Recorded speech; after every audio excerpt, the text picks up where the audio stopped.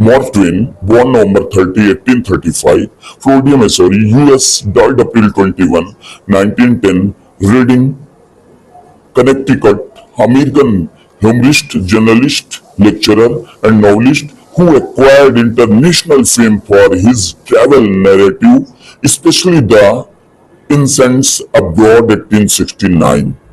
Logging it 1872 and Life on the Mississippi 1883, and for his adventure stories of boyhood, especially the adventures of Tom Sawyer 1876 and adventure of Huckleberry Finn 1885. A gifted raconteur, distinctive humorist, and irresistible moralist, he transcended the apparent limitations of his origins to become a popular public figure and one of America's best and most beloved writers. Samuel Clemens, the sixth child of John Marshall and Jenny Lampton Clemens, was born 2 months prematurely and was in relatively poor health for the first 10 years of his life.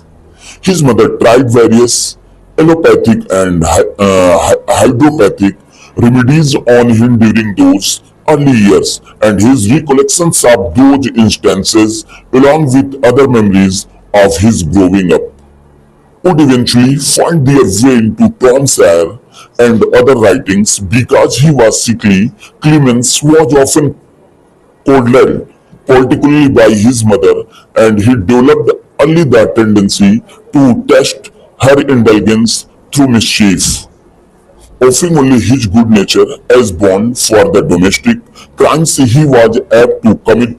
When Jenny Clemens was in her 80, Clemens asked her about his poor health in those early years.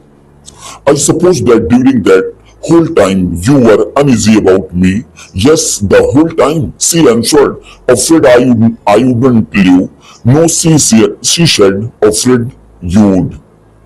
Insofar as Clemens could be said to have inherited his sense of humor, it would have come from his mother, not his father. John Clemens, by all reports, was a serious man who seldom demonstrated affection. No doubt his temperament was affected by his worries over his financial situation, made all the more distressing by a series of business failures. It was the diminishing fortunes of the Clemens family that he led them in 1839 to move 30 miles 50 kilometers east from Florida, Missouri to the Mississippi River port town of Hannibal, where there were greater opportunities. John Clemens opened a store and eventually became a justice of the peace, which entailed him to be called judge, but not to a great deal more. In the meantime, the debts accumulated still. John Clemens believed the tenancy land he had purchased in the late 1820, some 70,000 acres, 28,000 hectares, might one day make them wealthy, and this prospect cultivated in the children a dreamy hope. Late in his life, Twain reflected on this promise that became a curse. It put our energies to sleep and made visionaries of us dreamers and indolent. It is good to begin life poor. It is good to begin life rich. These are wholesome. But to begin it prospectively rich, the man who has not experienced it can't imagine the curse of it.